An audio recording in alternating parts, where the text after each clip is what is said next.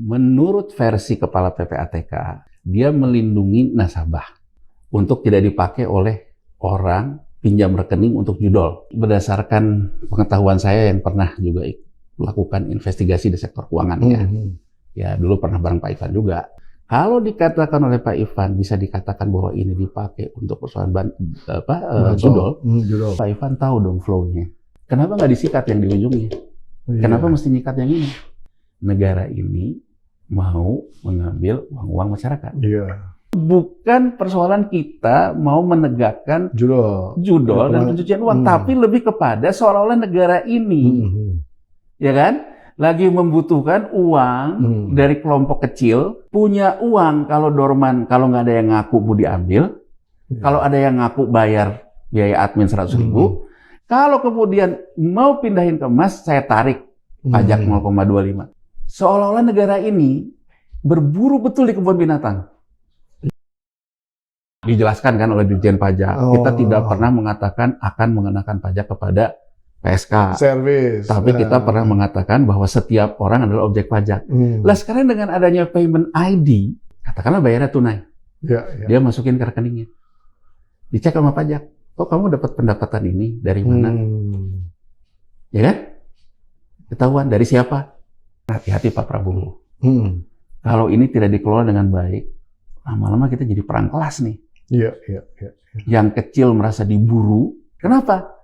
Karena masyarakat yang di bawah akan nganggap loh, yang korupsi dibiarin, saya dikejar-kejar. Mohon maaf nih Pak Presiden, ngukur baju rakyat jangan dari baju kita. Gelap buat saya Indonesia ini, karena saya nggak berkuasa.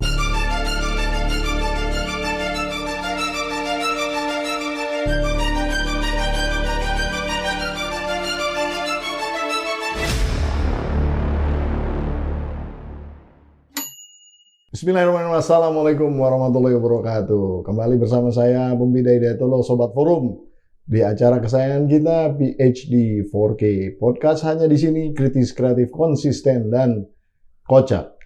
Ini kayaknya kocak ini, karena walaupun kita bicara ekonomi, agak sedikit lucu gitu angka-angka yang muncul belakangan ini. Di mana BPS pertama mengumumkan bahwa pertumbuhan ekonomi di kuartal ini mencapai 5,12% dan banyak nampaknya, ya mohon maaf, orang-orang kurang mempercayai angka tersebut. Bahkan para pengamat pun banyak yang nyinyir terhadap angka tersebut. Kemudian juga ada beberapa kebijakan di dalam konteks keuangan yang sangat-sangat mengganggu banyak pihak. Salah satunya adalah diterapkannya payment ID dan juga tentang rekening dorman dari PPATK yang kemudian akan dikuasai oleh negara katanya, sehingga tidak bisa digunakan langsung di freeze. Nah, ini menjadi isu yang kemudian kita semua harus bahas tentunya. Dan di studio sudah ada pengamat ekonomi dan keuangan yang luar biasa, Bung Januari, sobat saya ini. Aduh, semangat dong. Apa gara-gara rekeningnya di ini. Rekeningnya Bung Januar katanya di freeze juga enggak? Ya, alhamdulillah enggak. Ya syukurlah kalau gitu ya. Nah, intinya sebenarnya ini ada apa sih sebenarnya dengan langkah-langkah yang diambil ini, bahwa pertama rekening dorman ini kemudian ingin diambil alih oleh negara gitu infonya. Terus kemudian juga adanya payment ID yang memonitor berbagai macam transaksi keuangan ya, yang sehingga kemungkinan besar nih memang mau ditarget untuk penarikan pajak atau bagaimana? Oke, pertama gini ya, kita bahas dulu yang langkah yang diambil oleh PPATK. Ya, kalau langkah yang diambil PPATK itu, kalau itu mau dianggap sebagai shock terapi gitu ya, kan juga kurang tepat gitu ya. Kan gini, Bang Pompi ya, pertama, kalau berdasarkan kewenangannya, berdasarkan Undang-Undang PPATK, PPATK itu kan dari namanya aja Pusat Pelaporan dan Analisa Transaksi Keuangan. Ya. Berarti dia itu sebetulnya mengatur tentang pelaporan transaksi keuangan yang ada potensi indikasi transaksi pencucian uang, ya, dilaporkan oleh bank, dia analisa. Kalau berdasarkan analisa dia ditemukan indikasi tindak pidana pencucian uang, ya, atau korupsi atau juga, korupsi atau pokoknya terkait dengan TPPU, Maka sebetulnya berdasarkan undang-undangnya PPATK bukan aparat penegak hukum. Jadi misalnya kita bandingkan dengan OJK misalnya. Kalau OJK itu dia punya hak penyelidikan. Jadi penyelidikan itu kan artinya terkait dalam ranah pelaporan, ranah analisa, itu kan di penyelidikan. Kemudian dia juga punya kewenangan terhadap pemeriksaan. Ya, kalau pemeriksaan itu kan di atasnya analisa. Dia juga punya kewenangan penyidikan. Ya, yang dia tidak punya kewenangan adalah penuntutan. Jadi kalau kita bandingkan undang-undangnya, OJK aparat penegak hukum, kalau PPATK monitoring bukan. aja. Ya, jadi hanya monitoring. Penegak hukumnya siapa? Ya bisa polisi. Tapi dia bisa membekukan kan sebetulnya? Nah, kita kembali ke yang jadi isu. Kenapa dia bisa membekukan? Jadi gini, kalau dia biasanya membekukan itu berdasarkan undang-undangnya. Kalau dia menemukan potensi keanehan lah ya. Keanehan, rekening ini dia suspek. Namanya istilah suspend. Disuspek, ya kan? Oh, disuspek. Diduga menjadi tempat untuk pencucian uang. Maka dia boleh melakukan blokir selama 20 hari. 20 hari itu dia dalam prosesnya apa? Ya dia korespondensi sama bank. Dicek lah. Dicek bukan hanya bank ya, institusi keuangan kan bisa juga rekening efek di sekuritas, bisa di asuransi segala macam. Dicek sesoal nasabahnya.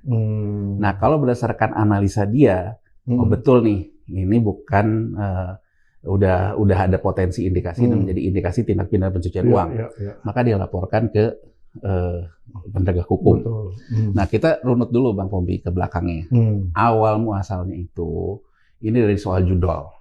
Ya, betul. Ya, saya dengar begitu juga. Soal judol dikaitkan. Itu bahkan saya tambahkan, bahkan di podcast ini kita sudah bahas, bahkan kita menyarankan bahwa untuk menanggulangi judol salah satunya PPATK harus proaktif. Gitu. Kira-kira seperti itu. Ya, sekarang dari judol dan dari bansos. Jadi pertama itu Kepala PPATK dalam rapat dengar pendapat umum dengan DPR, dia melaporkan bahwa rekening bansos dipakai judol.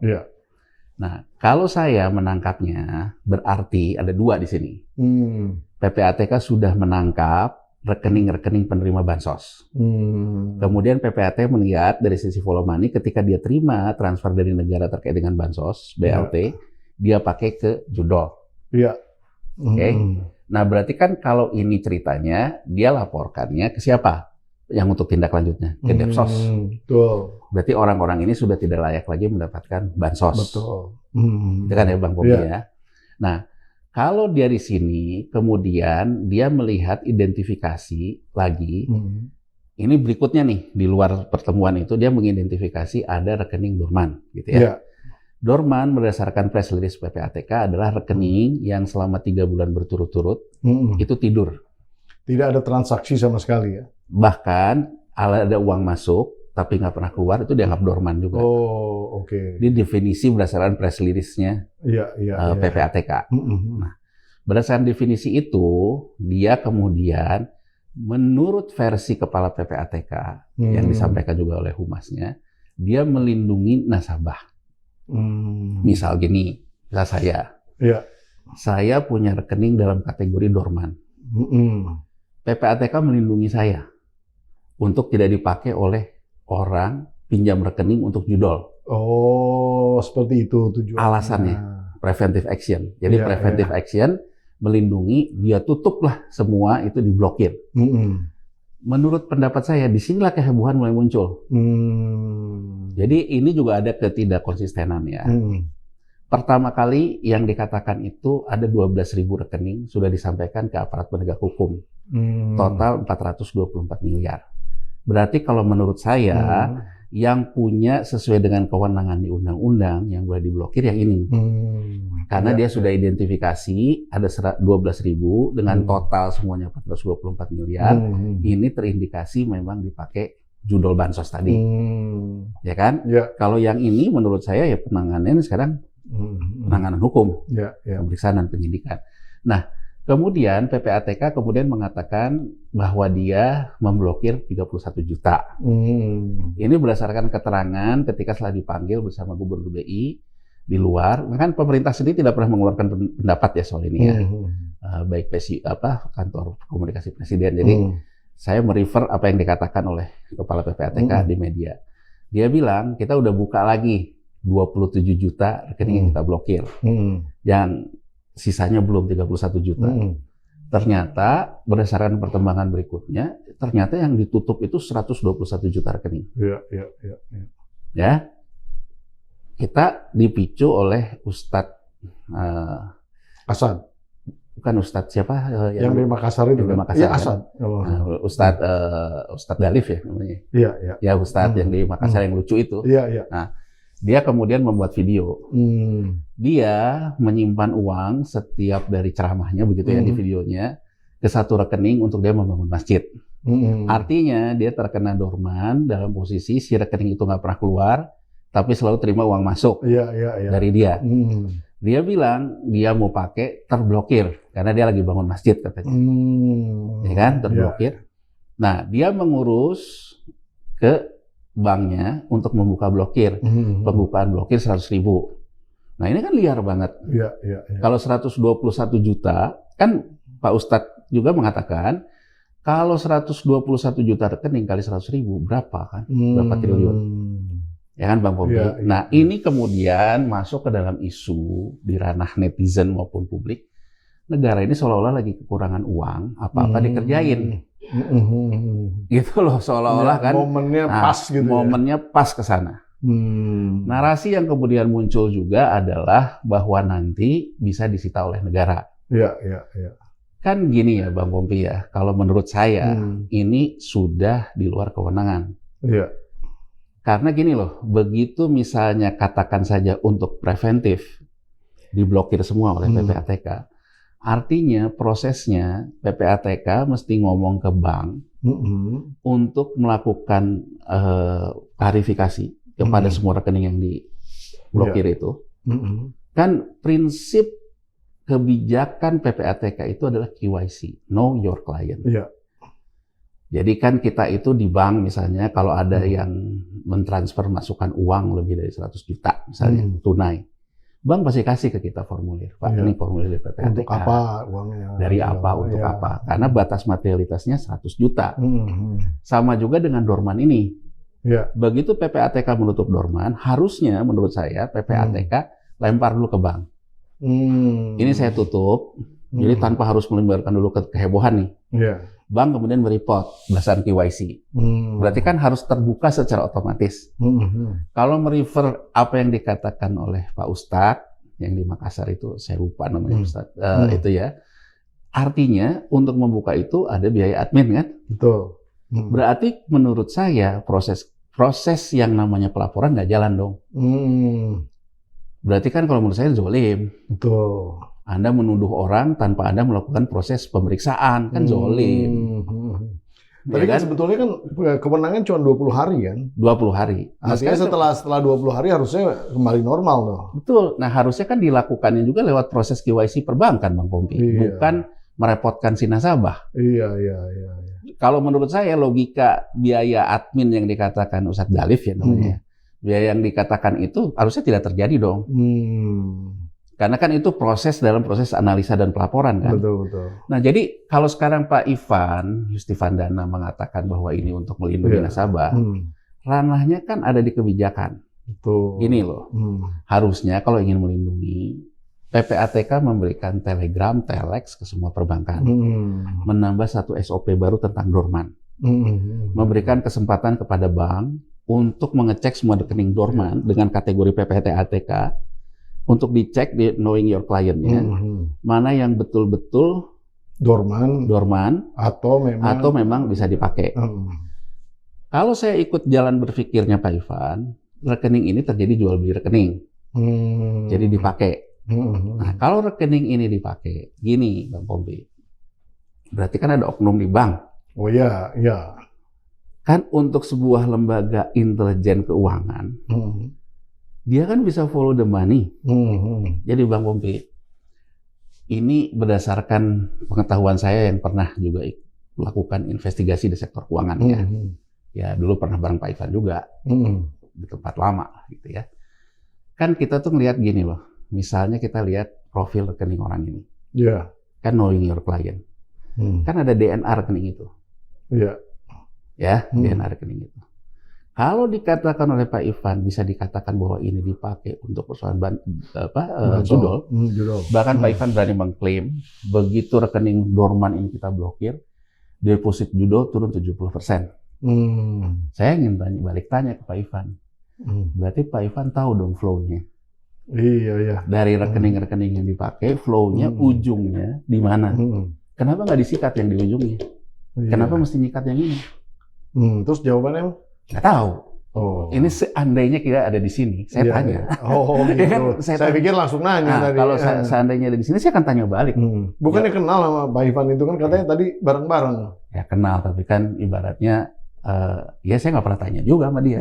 Tapi kalau sekarang saya tanya lewat forumnya Bang Pompi ini, harus dijawab sama dia ya. Jawaban dia, kan dia bekas orang yang suka nyidik juga. Pak Ivan ini salah satu orang yang punya brevet penyidik, penyidik pegawai negeri sipil, PPNS. Karena dulu dia di Bapepam, Bapepam itu punya hak penyidikan, kan sekarang OJK, dia PPNS. Jadi Pak Ivan memang orang yang tahu, orang yang tahu dalam hal proses penyidikan.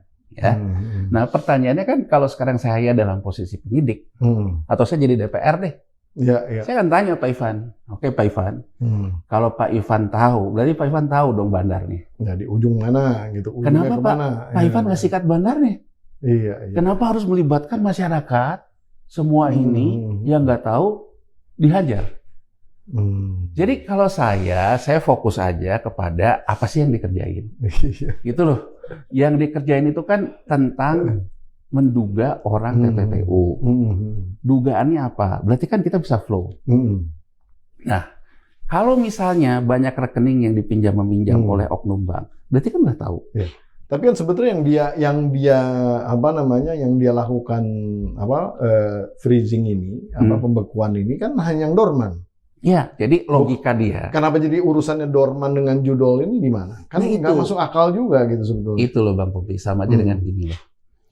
Saya kepala desa, dilaporkan sama Pak Carik, Pak, lumbung pangan kita ada tikus, bunuh oleh saya, kata kepala desa. Pak, tikusnya masih ada, bunuh lagi, masih ada. Kepala saya pusing. Saya bilang, bakar aja tuh lumbung padi. Dibakar, habis nggak tikusnya? Habis. Tapi kemudian padinya juga habis. Inilah yang dilakukan oleh PPATK menurut saya. Dia mungkin satu, Pak, ini ada dorman, dipakai dorman dari sini. Udah masif gitu. Kemudian sama dia dibakar semua.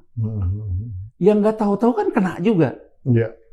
Dan menurut saya Bang Pompi, ini semua transaksi keuangan. Transaksi keuangan itu kan berarti ada satu pakai sistem RTGS, ya, yang untuk transaksi besar pakai clearing, transaksi kecil. Ada transaksi rekening efek, kalau itu pakai dengan perusahaan sekuritas. Ada rekening segala macam. Kan ini masing-masing punya DNA-nya. Gini loh Bang Pompi, saya ambil contoh ya, ambil contoh yang saya pahami lah. Apa sih yang dikatakan dengan transaksi transaksi bursa tertentu namanya? Transaksi bursa tertentu adalah transaksi bursa yang punya potensi indikasi pidana. Kita nggak bicara dulu tentang indikasi ya. Nah, untuk kita tahu potensi indikasi itu, kita menggunakan alerting system namanya. Jadi satu saham misalnya, dia punya pola nih, secara statistik nih. Ya kalau sekarang udah zaman AI lah. Dari zaman dulu juga memang modelnya AI, big data dan AI. Berdasarkan data yang banyak, pakai AI, sehingga bisa terpola. Oh ini polanya nih. Dia akan keluar, begitu keluar dari pola, dia akan keluar alert.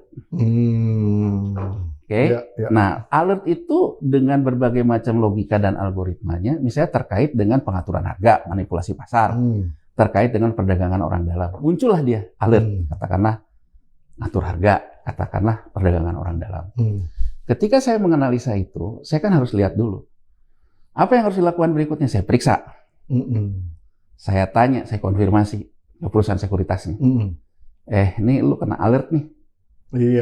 Ada warning dulu. Ada warning, kena alert, sampaikan ke sini. Berdasarkan saya analisa ke situ, oh ini kayaknya sudah bukan potensi lagi, tapi sudah indikasi terjadi pidana. Dalam hal ini kalau PPATK pidana pencucian uang. Ya, ya. Berarti kalau sudah indikasi dia lemparkan ke APH kan? Kalau itu terkait dengan pidana umum ke Bareskrim, ya kan? Kalau terkait dengan pidana pasar keuangan ke OJK, karena penyidiknya OJK. Kalau terkait dengan pidana administratif kayak bansos ke Depsos, ke KPK dan sebagainya. Ya. Nah, menurut saya... Sebentar, saya mau tanya dulu. Bung Yanuar, berarti kewenangannya PPATK hanya untuk TPPU? TPPU? Saja? Ya, TPPU saja. Oh, artinya kalau misalnya judol kan belum tentu TPPU? Kan judol. Kalau, maksudnya gini, kalau seseorang menggunakan ini untuk bermain, kan bukan TPPU. Jadi sebenarnya nggak ada kewenangan dong? Nggak ada. Jadi kalau misalnya gini ya, kalau misalnya sekarang gini nih, saya main judi, ya, uang saya. Ya. Kalau saya ketahuan main judi, bukan tindak pidana pencucian uang, betul. Tapi saya tindak pidana main judi. 303 tuh. 303 main judi. Iya. Artinya kan saya akan kena karena judi. Tapi kan kalau sekarang gini, Bang Pompi, istilahnya nyebarin rekening nih. Iya, iya. Ya kan, nyebarin rekening. Main judol, biar rekeningnya banyak, disebarin sama Bang Pompi.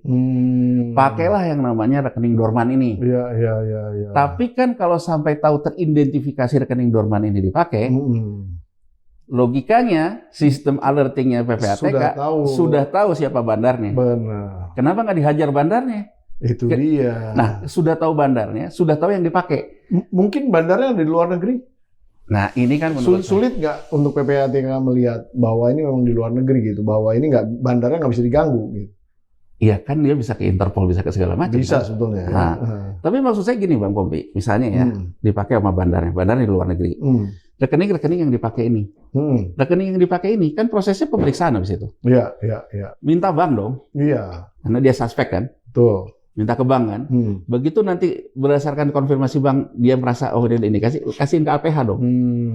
Nah kan tidak perlu juga orang yang belum kena alerting karena punya sifat sama-sama dorman dihantam. Iya dong, masa nggak bisa milah-milah sih. Iya. Jadi gini loh Bang Pompi, mohon maaf kata nih, di zaman kita ngomong AI, di zaman kita ngomong big data, di zaman kita ngomong tentang algoritma aplikasi, seolah-olah kita punya aparatur PPATK kita yang masih kayak zaman dulu lah ya. Zaman dulu. Pokoknya pukul dulu aja semuanya gitu. Tidak bisa mengidentifikasi DNA-nya apa, ininya apa, knowing your client-nya apa. Gebyak uyah gitu kan. Iya kan sekarang gini Bang Pompi, kalau sekarang saya cuma ngomong keluarin semua rekening dorman, ya semua keluar. Iya, iya. Apa kriteria saya? Kriterianya misalnya 3 bulan tidak pernah ada transaksi, ada uang masuk, ya.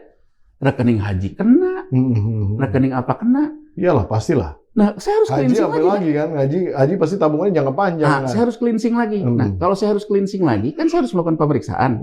Nah, kelihatannya ini saya nggak tahu kenapa terus diblokir aja sama dia semuanya. Nah, jadi satu ya yang saya cermati di sini, akhirnya berkembang, terutama ketika pada akhirnya bisa disita oleh negara itu. Iya, iya, iya. Kan gini Bang Pompi, setuju atau tidak setuju, faktanya, ya, fakta nih, kita bicara fakta. Faktanya bahwa kita ini sekarang mengalami hutang jatuh tempo dalam 3 tahun berturut-turut, kita berkali-kali bahas di sini.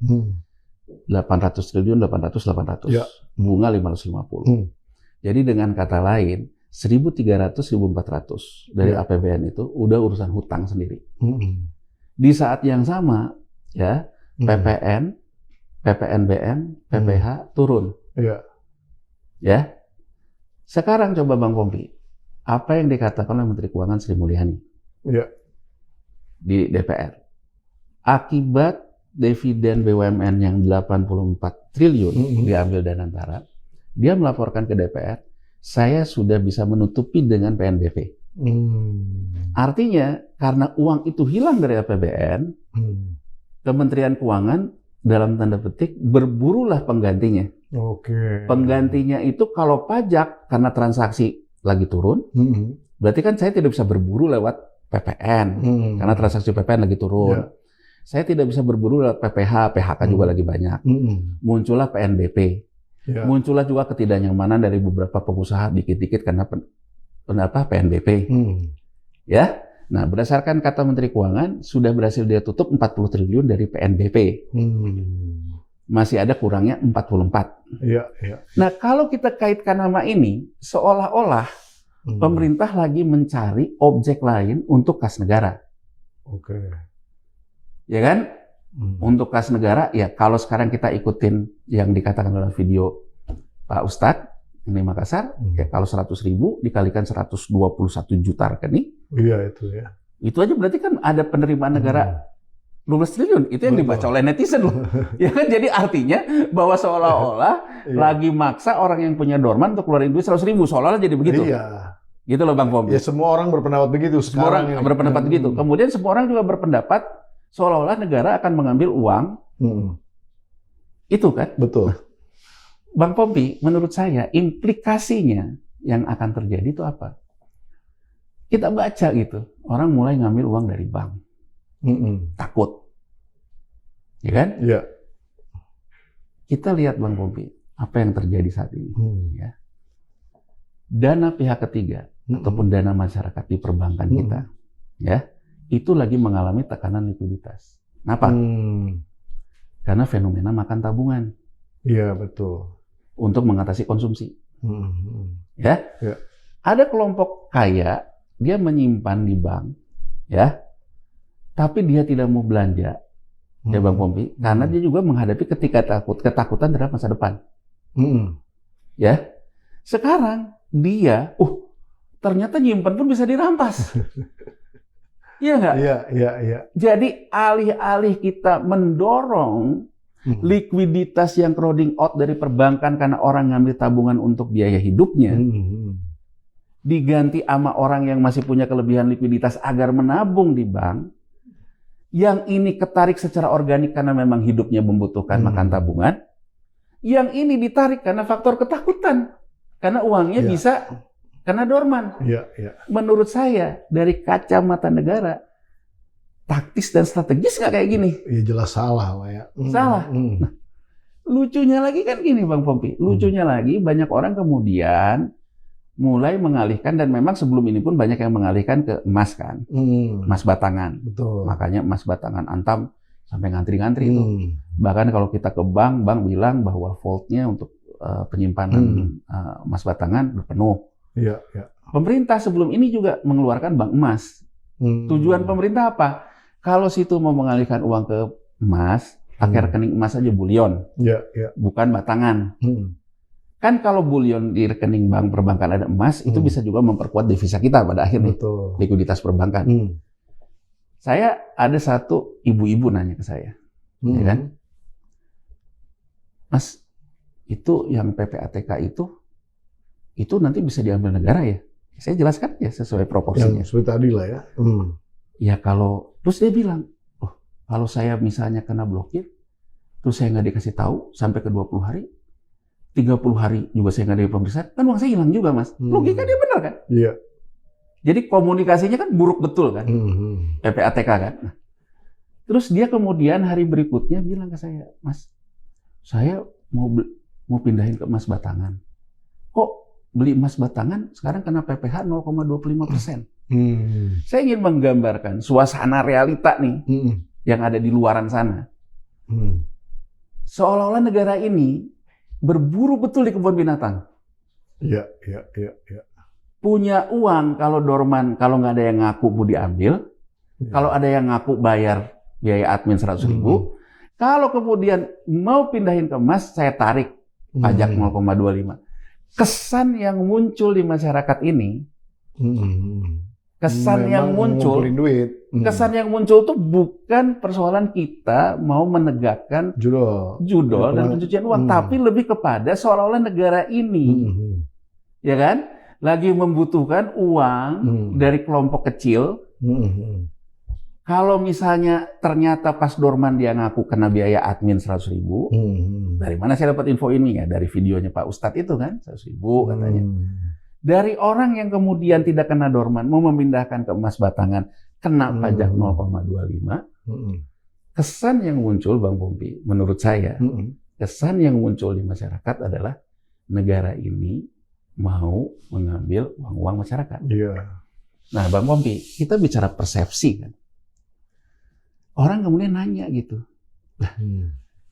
bandarnya kenapa nggak dikejar? Kan bisa ada Interpol, ada apa? Maaf nih Bang Pompi ya, kita bicara apa adanya aja lah. Dan saya yakin Pak Ivan dan semua orang di PPATK juga tahu. Bang Pompi, misalnya pas COVID, ya, ada beberapa teman-teman saya pengusaha lah, ya. Sekarang tuh yang laku malah minjemin rekening.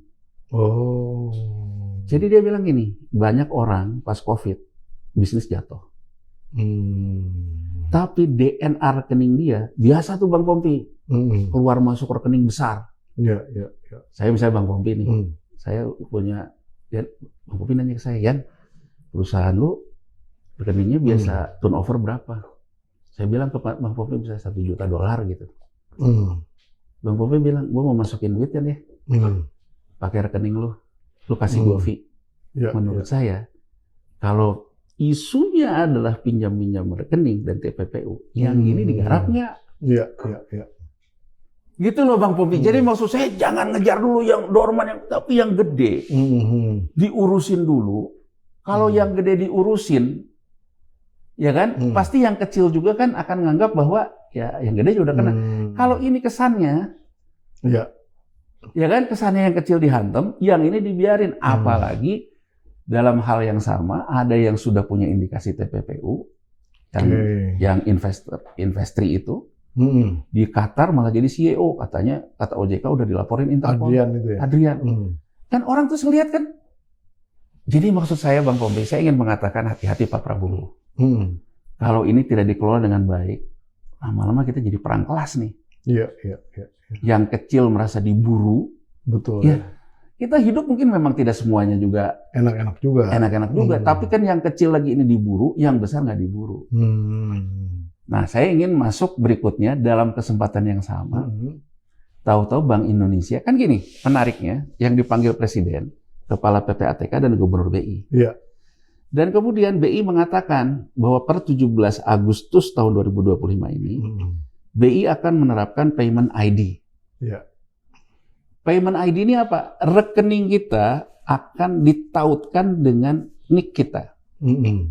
Sebelumnya, NIK kita ditautkan pakai Cortex menjadi NPWP kita. Iya. Ya, orang langsung baca. Oh, berarti ini berburu pajak di kebun binatang. Betul. Ya kan? Dengan kata lain kan gini, orang dijebak dulu untuk terbiasa transaksi digital, pakai QRIS Kak. Pakai apa kayak GoPay, macam-macam lah yang uang elektronik itu segala macam kan. Ketika orang sudah masuk ke dalam sini, orang juga kemarin kita sebagai NPWP kan kita dapat tuh email dari pajak, SMS dari pajak untuk mentautkan NIK. Begitu ini sudah jadi, ya BI mengumumkan bahwa rekening kita pun akan ditautkan ke NIK. Artinya bahwa rekening kita akan ditautkan dengan database-nya pajak. Saya paham Bang Pompi bahwa ini yang dimaksud pemerintah. Untuk mengejar tax ratio, mengejar penerimaan negara itu, dia mengatakan Cortex kan solusinya. Jadi kalau sekarang kita bisa baca, sistem administrasi yang digarap itu ini. Artinya pajak bisa benar-benar mengidentifikasi segala macam. Tapi kan gini loh Bang Pompi, pertanyaannya kan simpel juga buat saya. Apa itu? Abis hebohan PPATK ini, saya khawatir setelah 17 Agustus. Nanti tahu-tahu misalnya pedagang di depan itu biasa pakai QRIS, pakai segala macam, didatengin sama pajak. Oh, Anda belum bayar PPN-nya nih. Oh, Anda ternyata belum bayar PPh-nya. Anda bayar. Itu memungkinkan tuh. Sangat. Dengan payment ID itu bisa tahu semua. Sangat seperti karena itu. Pakai basisnya NIK itu tadi NIK itu. yang ada di KTP ya. Nah, NIK KTP itu sangat. Jadi maksud saya negara yang sudah berburu kayak gini di kebun binatang, saya ingin mengatakan ke Pak Prabowo, hati Pak Prabowo, kita bisa dipicu oleh perang kelas loh. Iya. Kenapa? Karena masyarakat yang di bawah akan nganggap loh, yang korupsi dibiarin, saya dikejar-kejar. Sekarang gini deh Bang Pompi, kita ngomong deh, sektor informal deh. Sektor informal kalau berdasarkan undang-undang, dia harus bayar PPN, nggak harus. Tapi dia nggak bayar PPN. Dia dikejar besok karena ada transaksi payment-nya itu, dikejar bayar PPN. Ya Bang Pompi ya. Tapi pertanyaan saya, yang gede, yang melakukan transfer pricing pajak juga ada kan? Jadi gini loh, saya ingin mengatakan gini, kenapa sih kita tuh nggak soft landing?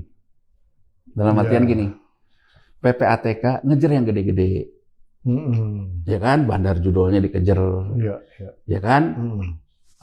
Terkait dengan TPPU misalnya, migas dikejar. Ini dulu yang jadi besaran besar yang dikejar itu. Pajak juga besok payment ID terapkan aja. Tapi kemudian mendetek yang gede-gede. Oke. Nih Bang Pompi, saya punya hipotesis nakal, ini hipotesis ya. Dengan adanya payment ID, kalau orang yang sudah jadi global citizens, kalau global citizen tentu bukan tukang jahit ya. Iya. Kalaupun tukang jahit tuh kelasnya udah tukang jahit baju presiden. Gitu loh.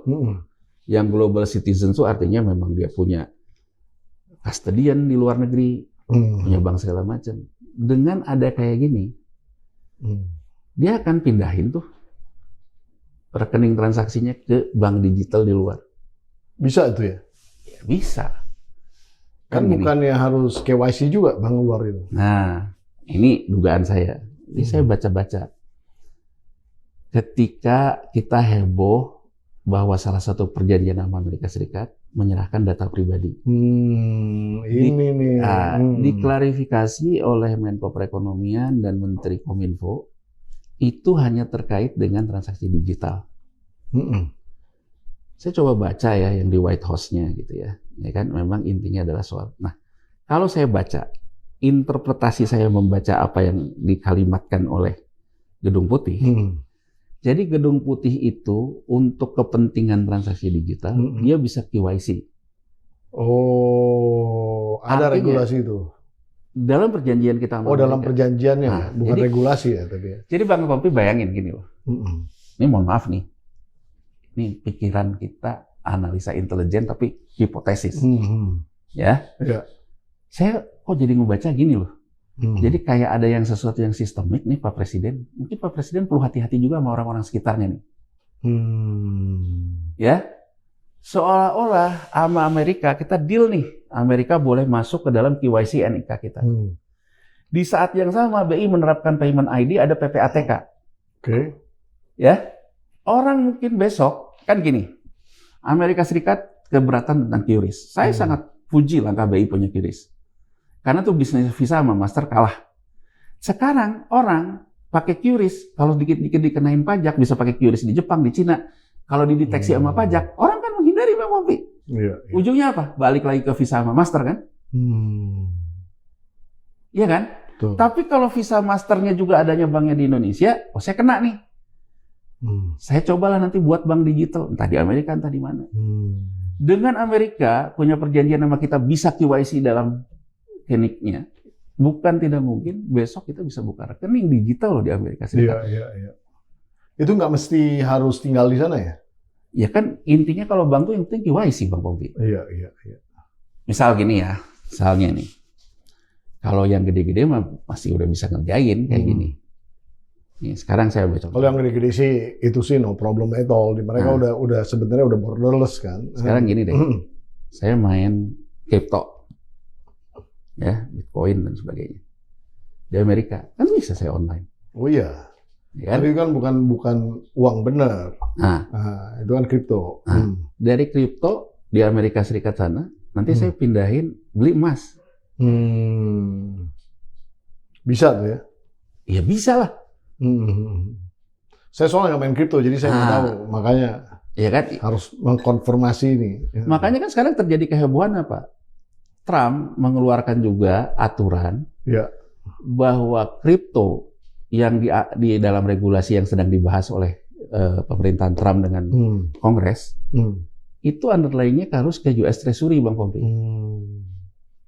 Jadi artinya Bang Pompi, kalau sekarang saya nih, puyeng nih ngelihat payment ID, ngelihat segala macam, udahlah, saya pindahin dulu deh, pindahinnya masuknya lewat kripto dulu. Itu capital flight dong berarti kayak gitu. Oh iya. Gimana ngontrol devisanya kalau kayak gitu? Nah, Ini makanya menurut saya payment ID ini apa sih, gagah-gagahan, ya kan? Ya. Atau memang udah dipikirkan matang? Saya gini Bang Bobi, saya sebagai orang yang pernah ada di industri keuangan, saya setuju sih bahwa harus ada kemudahan untuk kita men-tracking yang namanya follow the money dan sebagainya. Tapi kalau tujuannya untuk nyari-nyari pajak orang, menurut saya orang akan marah. Jadi menurut saya ya, sederhananya dari kita omongin ini, dari kasus PPATK ini, kasus payment ID, ini sinyalnya bank bisa menambah tekanan likuiditas di bank. Oke. Karena orang akan kecenderungan ngambil. Ya kan? Ngambil, apalagi kalau nanti diikuti, wah dikit-dikit karena pajak, dikit-dikit karena segala macam. Iya. Ya kan? Orang akan ngambil. Perbankan Bang Bobi. Ya. Saya ada ditanya gini, ini pertanyaan orang ke saya nih. Dia main kripto katanya.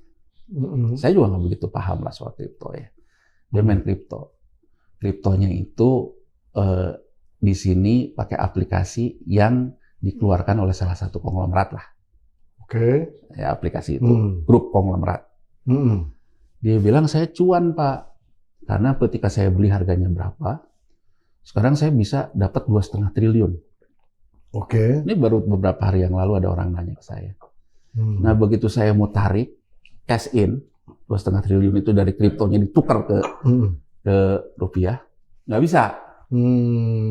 Dan ternyata yang mau melakukan itu banyak. Karena kan gini, kalau orang beli Bitcoin katakanlah di harga 1 juta, sekarang harganya udah ke ini kan? Iya. Berlipat-lipat ganda lah ya. Saya bagaimana menjelaskan ke orang yang nanya, Pak, Mas, jangankan kripto, di bank aja, kalau semua orang hari ini ngambil duitnya, bank nggak punya duitnya. Ya kan Bang Bobi? Betul. Jadi saya ingin memberikan gambaran, apakah kita memperhitungkan nih, ketika nanti perbankan dapat tekanan karena orang ngambil duitnya, krisis likuiditasnya, padahal perbankan basisnya jangan ras. Jadi jangan menambah gini loh. Jadi saya takut gini Bang Bobi, kita itu memicu krisis karena kita sendiri yang membuka luka kita gitu. Self-inflicting wound. Jadi luka kita buka. Orang yang diberikan kenyamanan untuk menambah likuiditas, kita berikan ketidaknyamanan, dia keluar. Jadi menurut saya, kita harus hati-hati. Jadi kalau orang sekarang ngomong, wah Amerika begini-begini. Tapi menurut saya, kita harus juga refleksi. Jangan-jangan memang kita yang tidak pernah menjaga diri kita dengan baik. Gitu loh Bang Bobi. Nanti ada gerakan kabur aja dulu, tapi untuk urusan rekening bank nih. Lah sekarang Bang Bobi, dengan diumumkan mulai tanggal 17 Agustus nggak bisa. Durasi dari sekarang sampai tanggal 17 Agustus untuk orang yang punya akses keuangan global finance, itu dia udah beresin. Udah pasti dia beresin Bang Bobi. Iya. Ya nggak? Tinggal nanti yang bersisa di 17 Agustus orang yang nggak tahu apa-apa. Yang paling gampang itu mungkin untuk yang dompet digital itu di dalam konteks, mungkin kalau rekening digital agak sulit ya, tapi kalau kayak wallet digital kan gampang aja. Yang penting dia punya nomor lokal di sana kan. Iya. Dapetin nomor lokal kita gampang aja tuh, tinggal nyuruh temen yang punya memang berdomisili di sana, minta nomor HP, udah. Yang penting kita bayar, kita udah bisa buat tuh rekeningnya semua. Setuju. Yang wallet ya, tapi yang wallet ya. Nah, wallet digital ini saya juga pernah coba-coba buka. Ternyata dia punya limitasi. Kalau kita udah di atas batasan ini, batasan transaksinya. Jadi kita hanya bisa gini, kita kaitkan wallet digital itu di luar, kita buka, kita linkkan nih dengan Visa Master kita. Iya. Ya kan? Iya. Kan bank di kita juga ada juga loh yang debit card tapi Visa Master. Betul. Saya pernah coba link. Iya. Ya kan? Dia hanya bisa melingkan cuman sampai 10.000 yang saya tahu sekarang. 10.000 apa? US dollar. Oh, cukup gede lah buat kelasnya Indonesia, lumayan oke lah. 10.000 gitu ya, karena dia bilang nggak bisa lebih dari 10.000. Kalau lebih dari 10.000 harus ada prosedur lain.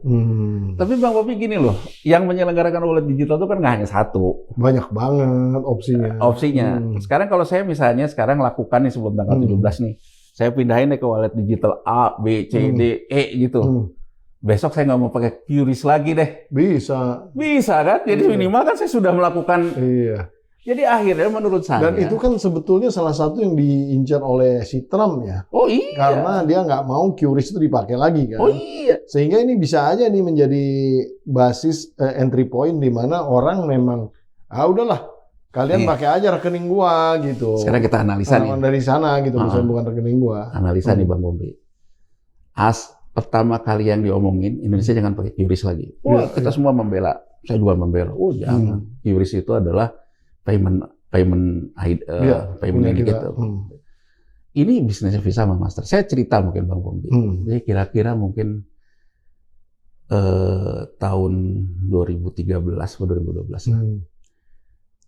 Jadi saya kenal juga yang merintis ini di sistem pembayaran BI, udah almarhum ya. Waktu itu merintis tentang sistem pembayaran. Jadi intinya, idenya itu pada waktu itu Direktorat Sistem Pembayaran BI itu dia ingin membuat mini RTGS. Mini RTGS. Jadi kalau RTGS itu kan bank to bank. Kalau mini RTGS itu mikro to mikro. Iya. Sebenarnya ini juga dulu pernah dirintis lewat ATM bersama. Tapi bukan BI penyelenggaranya. Nah, ingin diangkat ke dalam National Clearing Agent, tapi mikro to mikro payment. Iya.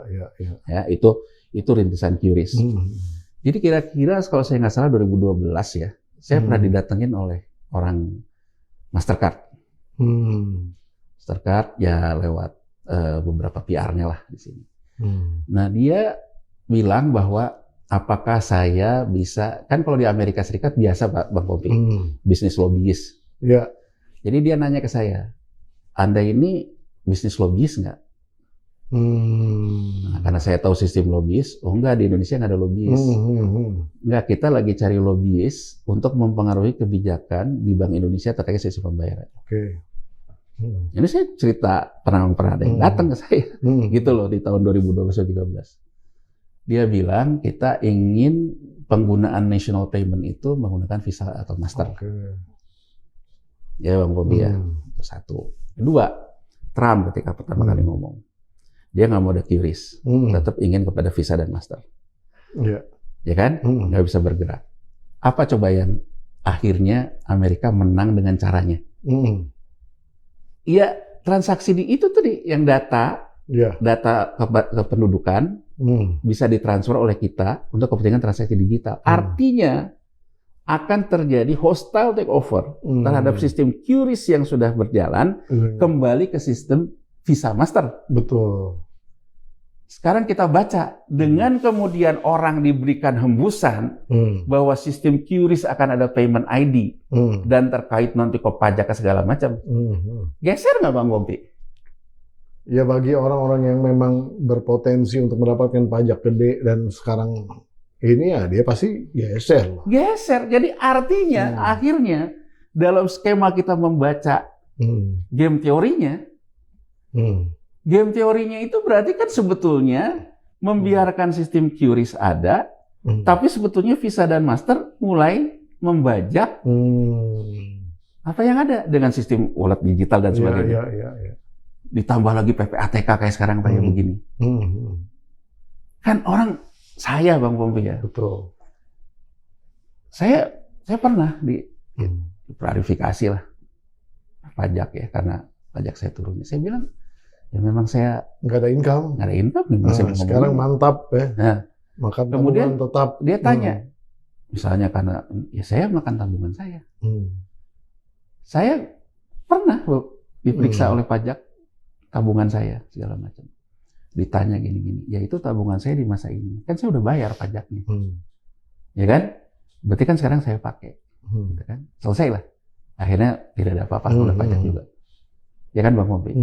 Tapi Bang Pompi sekarang bayangin, kalau besok ada orang transaksinya banyak, dilihat profilingnya, oh SPT-nya kok kayaknya nggak memenuhi nih.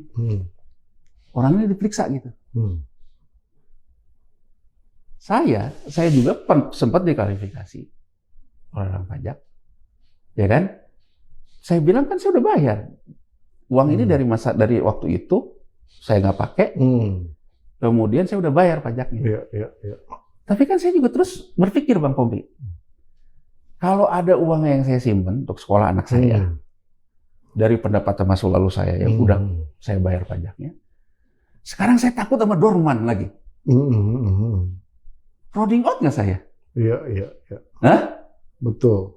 Rolling out nggak? Ini kan kita pakai logika aja, pakai logika nalar aja gitu loh. Dengan kata lain gini, udahlah gua tabung buat anak gua, tahu-tahu bisa dianggap dorman, diambil sama pemerintah. Ya kan? Iya. Terus orang yang misalnya, ya kita kan ngomong kayak gini, kalau diomongin ya, bahwa tax ratio kita itu menambah orang objek pajaknya, ya tukang somai juga mungkin kena PPN. Iya.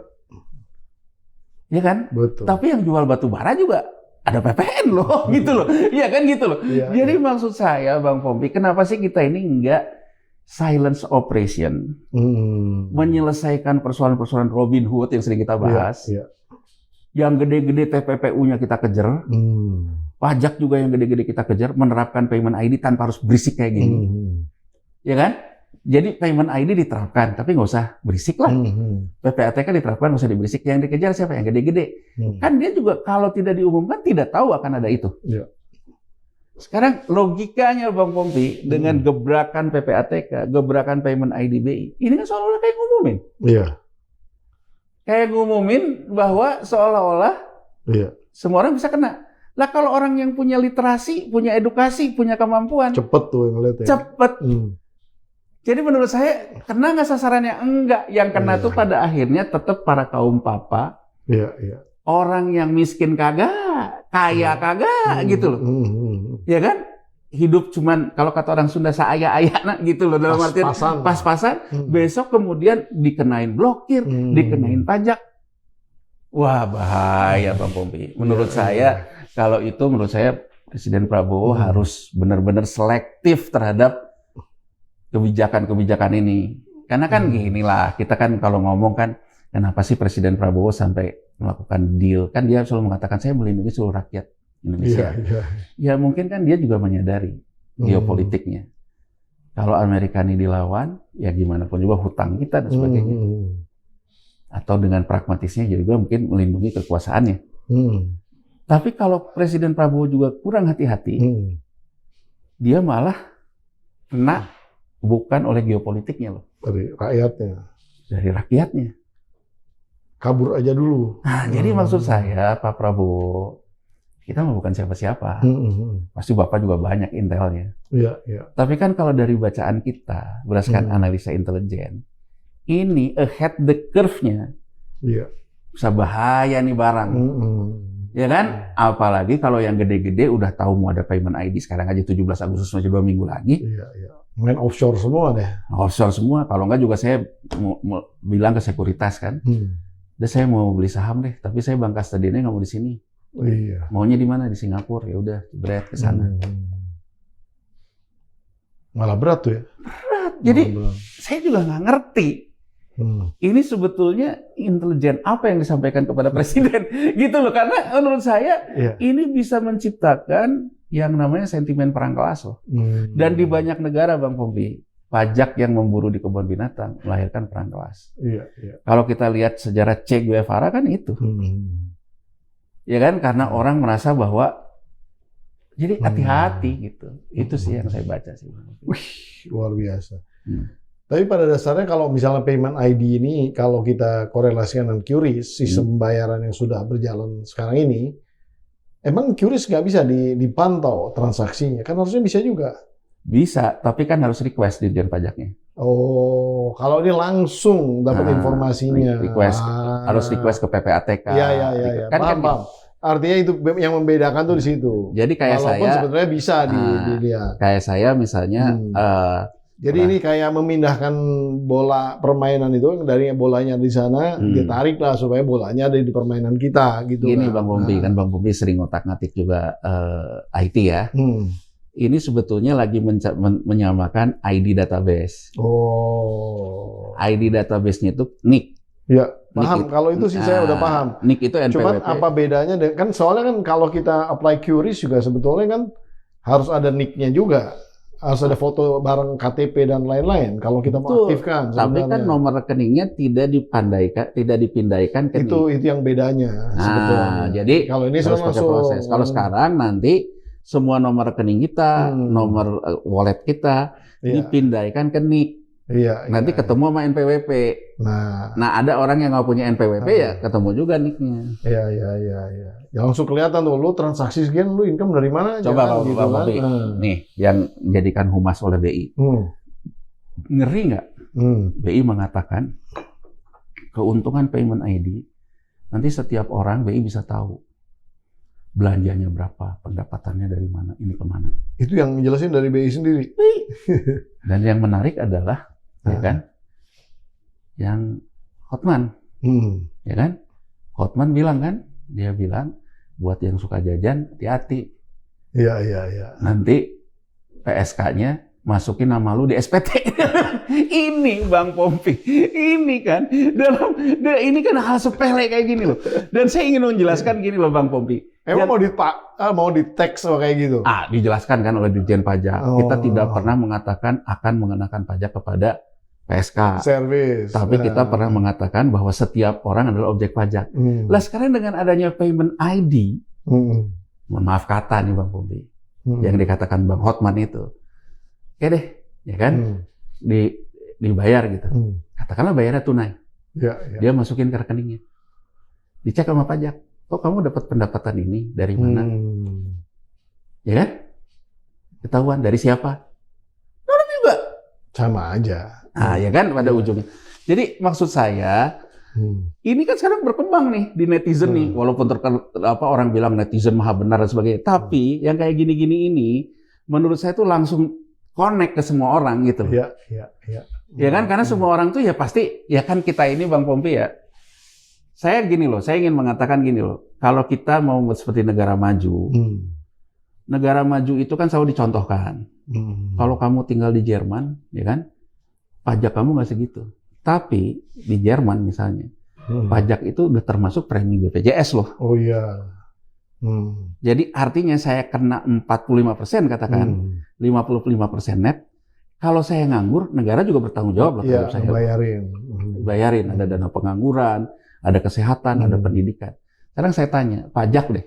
Kalau kita kena yang progresif paling besar sampai ke 30%. Saya udah bayar pajak 30%. Saya harus bayar lagi iuran premi BPJS. BPJS-nya pun nggak bisa kepake misalnya sama saya. Ya kan, ujung-ujungnya saya bayar premi asuransi swasta. Biaya sekolah anak saya. High cost nggak? Jadi maksud saya, penghindaran pajak itu bisa terjadi karena korupsinya yang gede. Benar. Ya nggak Bang Pompi? Jadi menurut saya, kalau kita ingin melakukan disiplin pajak tanpa penghindaran pajak, ini harus dihilangkan dulu kan? Iya nggak? Itu harus dihilangkan dulu gitu, bahwa negara juga memperbaiki sistemnya dulu. Jadi belum membenarkan ini, udah mau pakai, pengen kayak negara maju. Ya nggak nyambung menurut saya Bang Pompi. Sekarang deh kita ngomong Jadi nanti ordal-ordal itu lebih banyak berperan nanti kan? Iya, terlepas ada manfaatnya ya. Tapi sekarang coba bayangin Bang Pompi, kalau orang usaha. Tahu-tahu usaha misalnya sekarang dapat besar. Iya. Tahun depan nggak ada usaha lagi. Negara kan nggak bantu saya Bang Pompi. Iya nggak? Wajar nggak kalau orang melakukan penghindaran pajak? Oh iya, pastilah. Pasti kan? Minimal dia akan mencoba menjelaskan bahwa dia tidak aktif pada saat dia tidak menerima income itu, gitu kan. Begitu nanti payment ID, ada profiling, ketemulah profiling Bang Pompi di masa lalu. Ditanya sama pajak, Pak, nih di tabungan segini, Bapak tuh profil bayar pajaknya cuma segini. Berarti di masa lalu Bapak nggak bayar pajak. Ngomong kayak gitu, pas Bang Pompi nggak punya pekerjaan, marah nggak orang? Ya marah lah. Nah, jadi maksud saya, ini jangan sampai jadi nantinya itu jadi timbul masalah-masalah kayak gitu loh. Bahwa kita menyadari ya Bang Pompi, negara ini lagi butuh duit, butuh segala macam. Makanya kan kalau menurut saya, penyelesaiannya dari uang-uang yang jadi hutang jadi ini itu kan dilakukan. Kalau memang ini terkait dengan korupsi, kejar koruptornya. Itu sih. Mengenai masalah data BPS yang mengatakan kita growth-nya itu gimana? Nah, gini, ini kan lucu lagi nih. Jadi kita ini, Bang Pompi menurut saya berada dalam dunia, dalam patahan sejarah era propaganda. Era propaganda memang selalu terjadi ketika geopolitik yang memanas ya. Iya. Jadi dulu waktu ketika habis flu Spanyol, terus Great Depression, itu juga era propaganda. Propaganda Hitler, propaganda sekutu. Kita pun sekarang di dunia yang dilanda propaganda. Tuh. Saat Trump ngomong apa-apa tuh propaganda. Ya kan? Berubah-ubah. Nah, kita pun sebetulnya menurut saya masuk ke era propaganda dengan caranya. Presiden Prabowo mengatakan saya akan ngejar koruptor sampai ke Antartika. Serakanomics. Itu kan semua tuh propaganda. Ya. Nah, dalam propaganda kayak gitu, kita juga ingin melawan kondisi Indonesia gelap. Kan berapa kali dikatakan oleh Presiden. Indonesia gelap, kata siapa? Indonesia terang. Saya ingin sedikit nakal, Bang Bobi. Kalau saya, ketika kemarin, gelap buat saya Indonesia ini. Karena saya nggak berkuasa. Tapi begitu saya berkuasa, gelap nggak? Terang. Terang banget. Terang banget. Benderang banget. Makanya menurut saya, mohon maaf nih Pak Presiden. Ngukur baju rakyat, jangan dari baju kita. Ya kan? Ya. Kalau rakyat kebanyakan, berdasarkan survei terakhir dari BI, kondisinya pesimisme loh. Tuh. Pesimisme terhadap pendapatan penghasilan, bahkan beberapa FGD yang dilakukan, misalnya salah satunya LPM UI dengan 30 ekonom, kondisinya juga nggak bagus. Iya. Ya kan? Artinya kan sebetulnya ini bukan persoalan politik, tapi persoalan kondisi. Nah, saya nggak tahu kenapa kok ingin dilawan dengan propaganda. Seolah-olah. Jadi angka BPS itu angka propaganda, kira-kira. Menurut saya. Menurut saya angka propaganda seolah-olah bahwa ini udah terang. Nah, gini Bang Pompi, kita lihat yang angka BPS ya. Kembali ke persoalan persamaan GDP. GDP itu kan ada dari sisi pengeluaran, dari sisi konsumsi dan segala macam. Tapi kita pakai rumus makro deh. Ya, Y atau GDP itu kan sama dengan konsumsi tambah investasi tambah belanja pemerintah tambah X kurang M, ekspor kurang impor. Oke. Kalau kita katakan pertumbuhan ekonomi terjadi di Y-nya, berarti Y tahun ini angkanya 100, Y tahun kemarin angkanya Y tahun ini 105, Y tahun lalu angkanya 100, maka growth-nya 5 kan? 5,12. 5 dibagi 100. Nah, 5,12 lah, anggaplah gampangan gitu. Nah, 105 ini naiknya dari mana nih? Dari konsumsi, dari investasi, dari belanja pemerintah, atau dari neraca perdagangan, ekspor dan impor.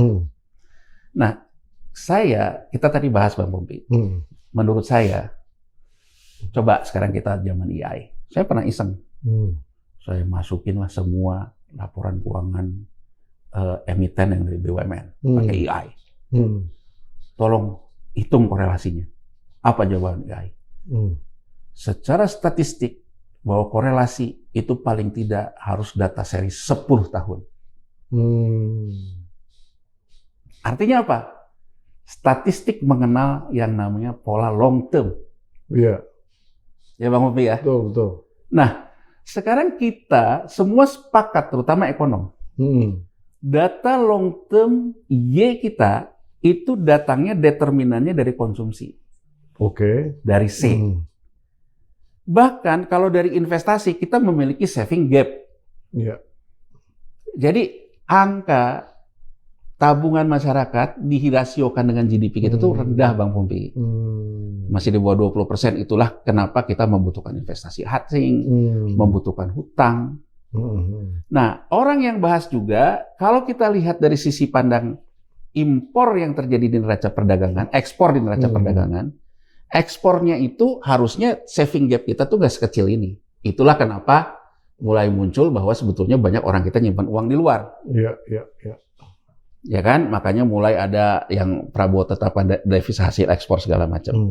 Jadi artinya mengelola ekonomi itu, investasi akan didapat kalau masyarakat punya pendapatan Bang Pompi. Membiayai konsumsinya masih ada lebih dan dia menabung di perbankannya. I-nya akan nambah. I ini akan dilakukan oleh bank dengan kredit investasi. Tapi kalau saving gap-nya kecil, ini akan masuk dari investasi asing dan sebagainya. FDI. FDI.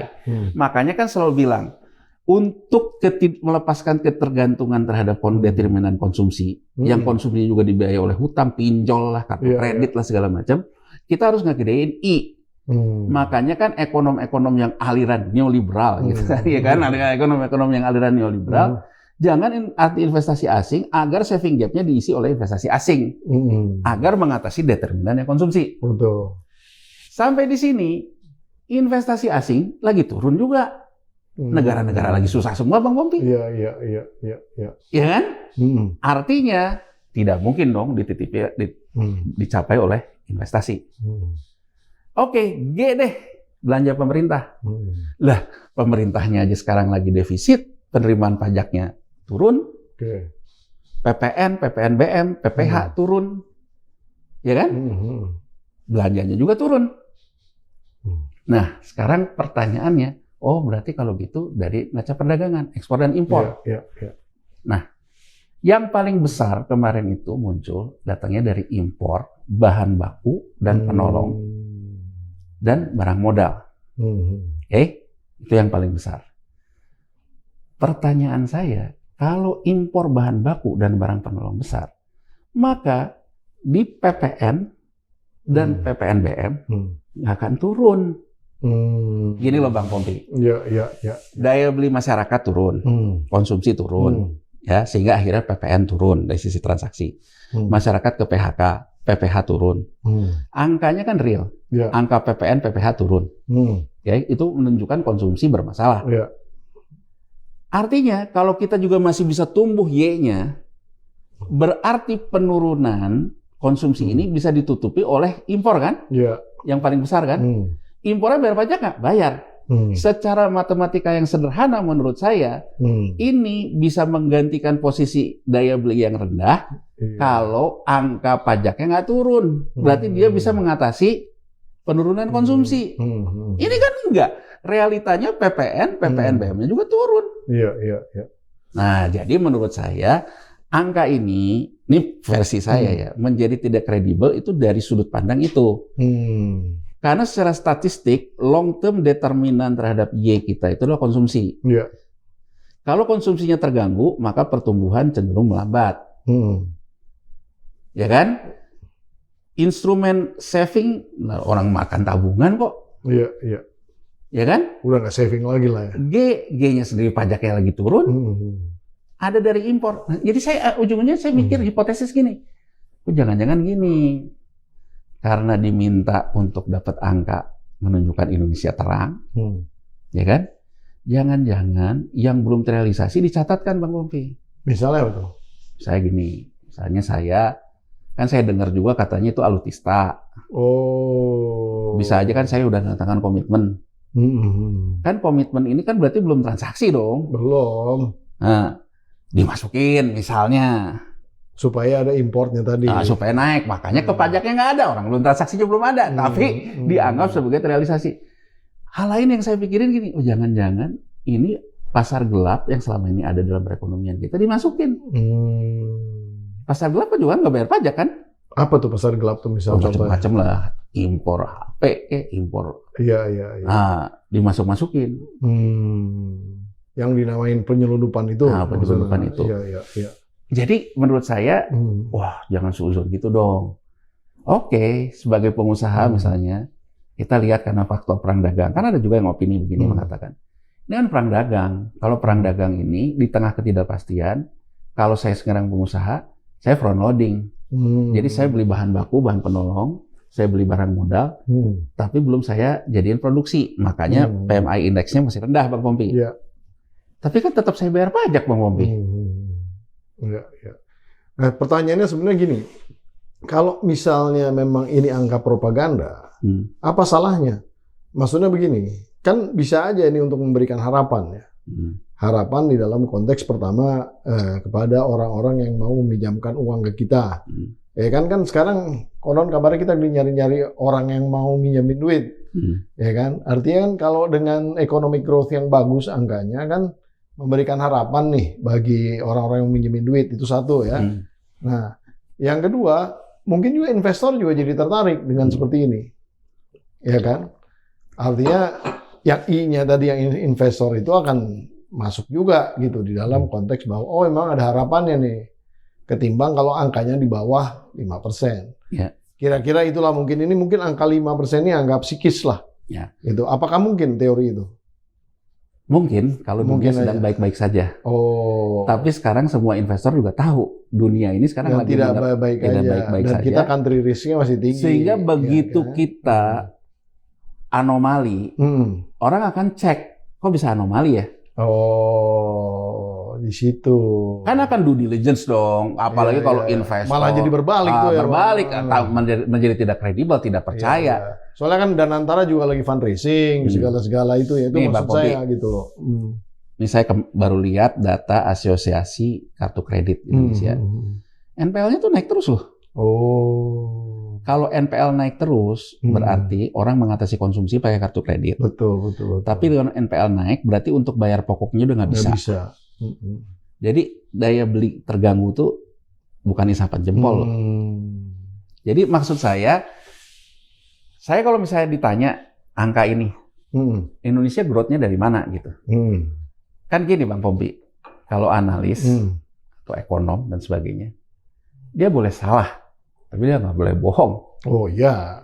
Itulah data kan? Benar nggak? Untuk menjamin bahwa saya itu tidak salah, saya kan punya data long term. Betul. Itu yang saya katakan tadi. Begitu data long term ini ada anomali, tentu saya coba cross check. Iya, memang. Cross check yang saya lakukan tadi, pakai persamaan tadi. Sehingga saya mengatakan kesimpulan kalau Bang Pompi yang nanya ke saya, ini angka propaganda nih. Nah Bang Pompi yang akan pakai angka propaganda, Bang Pompi akan diskon. Iya. Kalau Bang Pompi kemudian misalnya Danantara minta pinjaman, wah gue udah tahu nih dia bakal gagal nih. Gitu loh. Nah kan gitu ya Bang Pompi ya. Mending nge-short daripada invest, mending nge-short kalau kayak gitu. Nih soal propaganda ini Bang Pompi.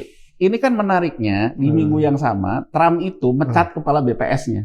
Oh. Jadi si Trump tuh begini, Trump itu ya dia itu gregetan banget untuk suku bunga The Fed itu turun. Iya. The Fed dalam FOMC terakhir yang kemarin, dia mengatakan berdasarkan data BPS, mandat keduanya belum bisa, yaitu tentang penyerapan lapangan kerja.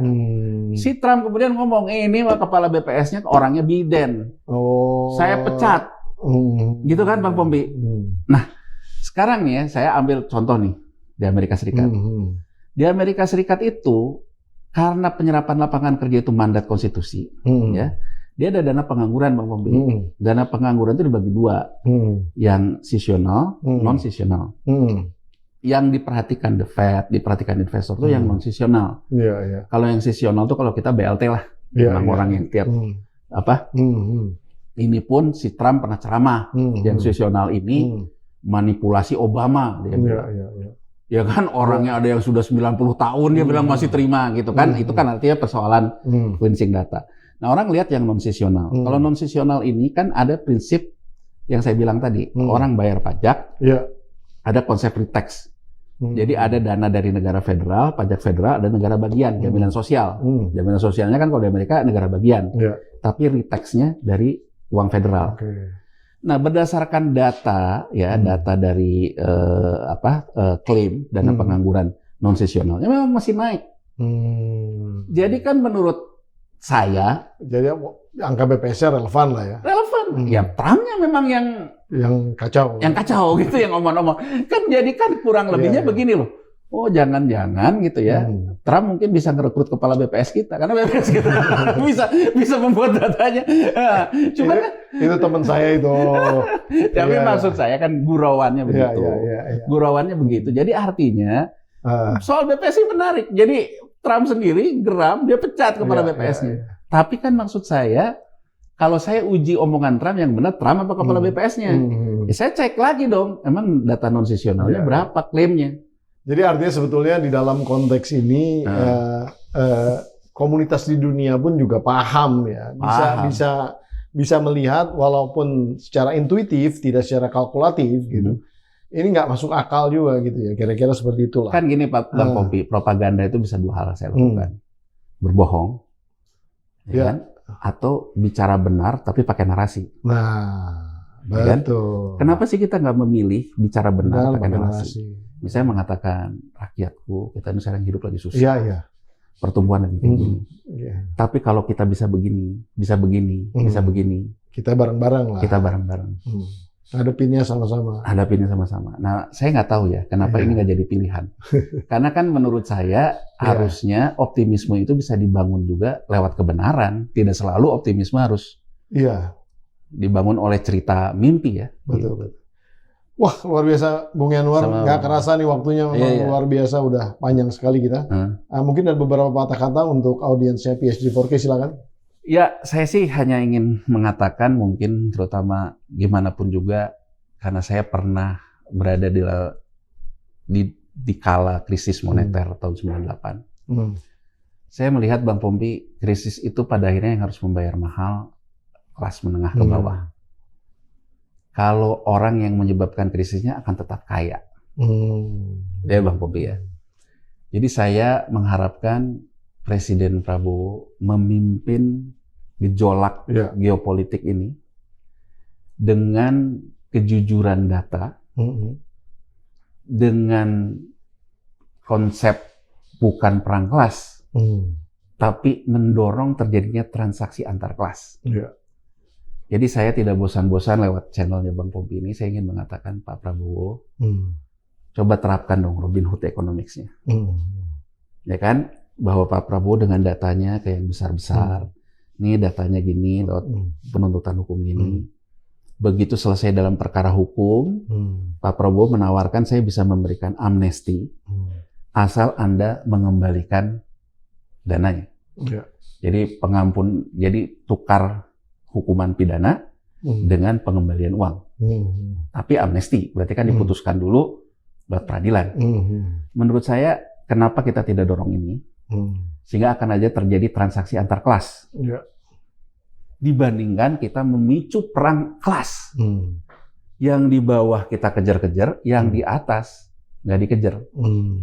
Jadi saya tidak mengharapkan, mungkin Pak Presiden Prabowo membaca ahead the curve, bagaimana geopolitik ini diatasi dengan BRICS baik, dengan Amerika baik.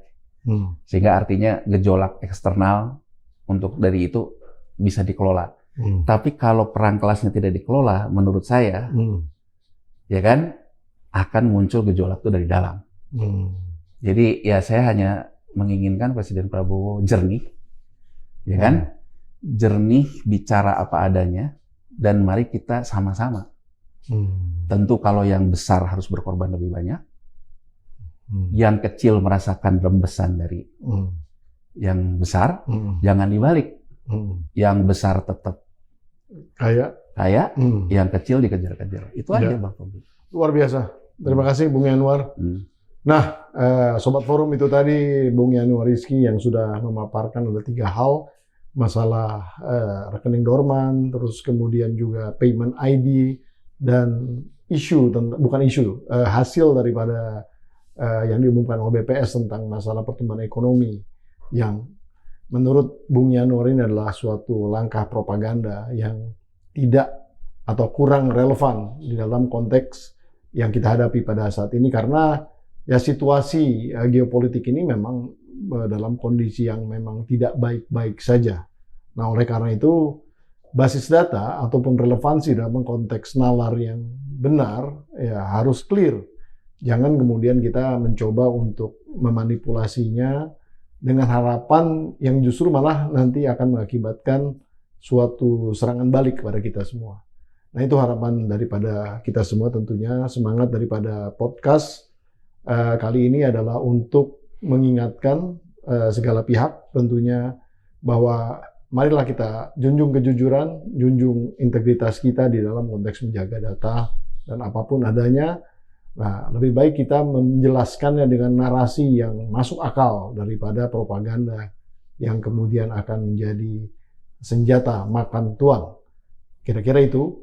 Saya Pembida Hidayatullah pada akhirnya undur diri. Nonton terus PhD 4K, podcast hanya di sini, kritis, kreatif, konsisten, dan kocak. Wassalamualaikum warahmatullahi wabarakatuh. Luar biasa. Siap, bro.